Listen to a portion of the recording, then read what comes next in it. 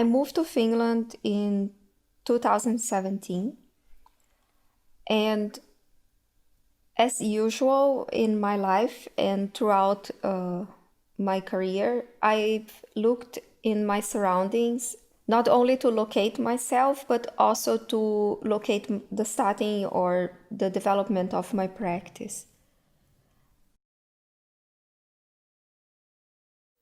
One element that it's extremely important for a ghost plant is nature, as already spoken, and as you even it's written at the beginning of the video.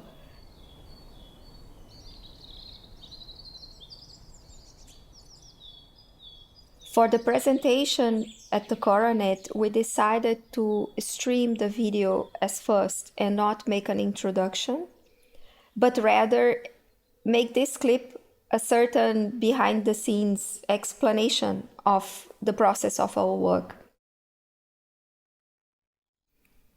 You have the references, so we talk about the nature and the Wood Wide Web, and this is an important reference. But it's always a question of how do you transcribe the concepts and ideas that you have in your head in a visual way, especially in the visual arts, and how do you make it that in a such effective way that you don't actually need to explain. And for doing that, I need to discover a certain material that gives me not only communicates the concept, but also gives me a certain freedom.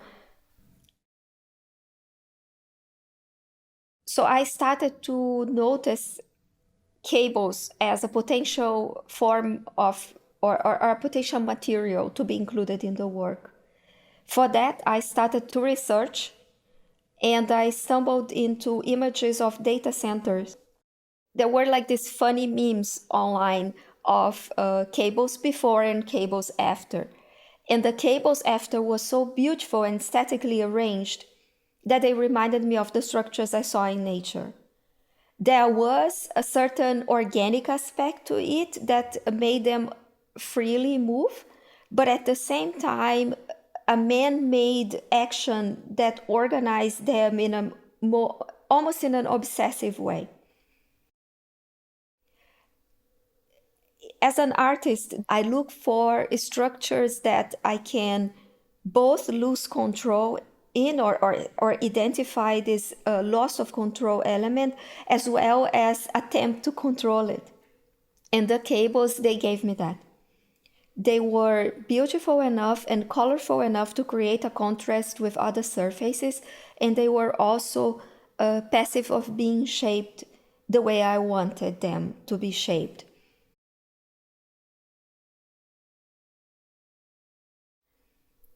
The process took place in both ways. So somehow I could trace an analogy to these cables. The process could be very messy and very organic and kind of spontaneous, but then we noticed very quickly how we could control it. So it starts off as every project, you are still identifying the space where you could do it, or the landscape where you would like to film it, or which kind of elements would you like to use. And this process is very simple. It takes place by just stepping outside the door, taking the camera, and just registering what's going on. I am always like all over my ideas, and there are so many ideas, there are so many concepts, there are so many images. But it is when I start this process of organizing, selecting, or sorting out these ideas, not only in my head, but also in a more systematic way. And when I talk systematic, I'm talking about together with the team. This is when the project starts to take shape in the form that we can present to the audience. This kind of system that is that it's now to seen at Ghost Plant, and I call it as like the empowerment of the collective, we already found in the work we did before that there was embodiment of water in Japan.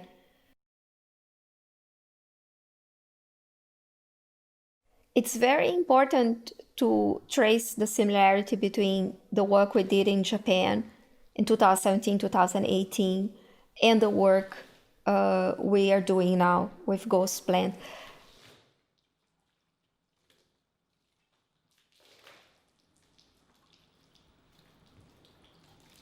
Already with embodiment of water, I had the opportunity to explore with nature and my surroundings here in Finland as a working space.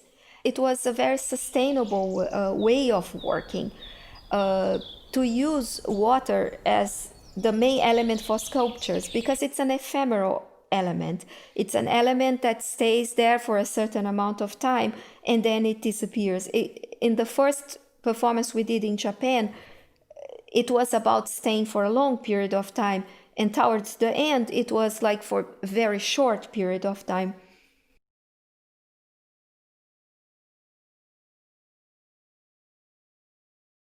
Ghost Plant takes a step further because we are talking about technology and we're talking about communication. So it takes the step further in making all the background of the work visible. And when I say that, I'm talking about the importance of the team.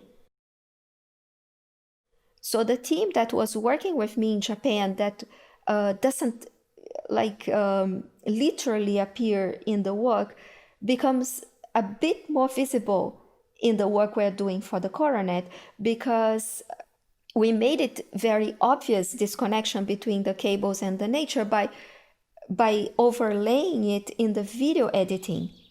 So the process of the video editing also has a prominent place in this work. But what it's important to say is that this format of work we had already begun years ago. And it's just nice to see that no matter what limitations, we continue to work the way we do. And we continue to expand our playfield into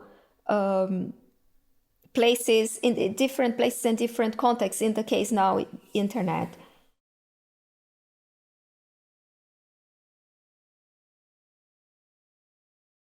I met Anda Winters, the director of the Coronet Theater in Japan.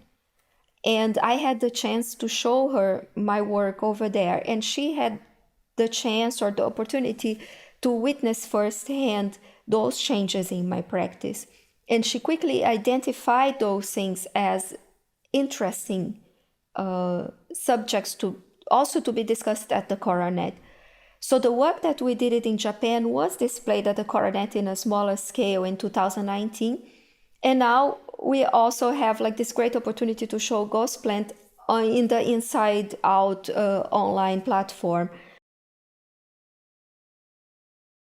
How can we make art, or how can we think ourselves as artists in a way that it's more relevant in terms of sustainability and materials, but also the way we communicate with one another, the way we acknowledge that we cannot just live on our own or stand on our own, but we are also codependent of one another and supportive of one another. And this is, I think, something that I am touching on at the moment, and I hope that it becomes more and more present in my practice in the future.